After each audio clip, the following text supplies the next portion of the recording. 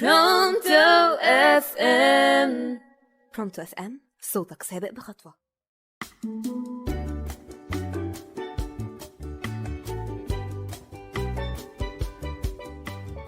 عزيزي المستمع الجميل اللي الشقة عنده مرمية والشغل في كل حتة واللحمة ب7 جنيه وأوقات بيلاقيها ب6، مساء الخير عليك وأهلا بيك في برنامجك قهوة سودا. والحقيقة إن قهوتنا النهاردة مش سودا أوي، هي تحسها كده بلبن، قلب على بني، كارفة على أحلى حاجة أنت بتحبها. أيوة، برافو عليك، إحنا هنتكلم عن الكورة. والحقيقة عزيزي المستمع الجميل، بما إنك بتسمع كورة فأنت أكيد متابع الدوريات الكبرى. الإنجليزي عشان تشوف أبو صلاح، الأسباني عشان تشوف ليفا وعمك كريم، الفرنسي تشوف فيه ميسي، الألماني وتسمع لك بروسيا وبايرن يعني.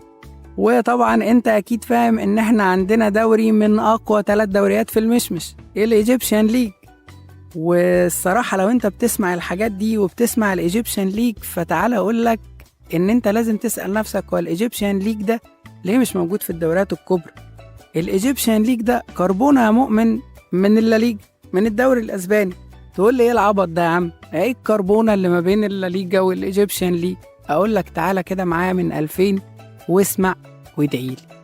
في بداية الألفينات كانت سيطرة الأبيض الملكي في أسبانيا على الكورة، ريال مدريد خربت الدنيا، لدرجة إن أنت كان بيجيلك وقت تشوف تشكيلة فريق واحد فيه 3 كور ذهبية، يعني رونالدو على زيدان، ورونالدو الظاهرة طبعا على زيدان على فيجو، وناس تانية كده اللي هي صف تاني في ريال مدريد ملهاش لازمة، هي نجوم شباك وشباك قوي كمان.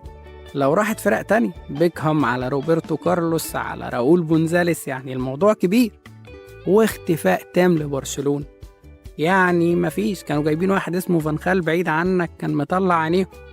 في نفس الوقت بقى، في نفس السنين دي كانت الريادة للأبيض الملكي في مصر، الزمالك كان خارب الدنيا يا مؤمن، يعني 3 دوريات في 4 سنين، دوريين ورا بعض، وواخد أفريقيا على سباعية متقسمة على 3 سنين، بس هما بيقولوا عليها سباعية فتبقى سباعية. الزمالك كان مسيطر على كل حاجة حرفيا.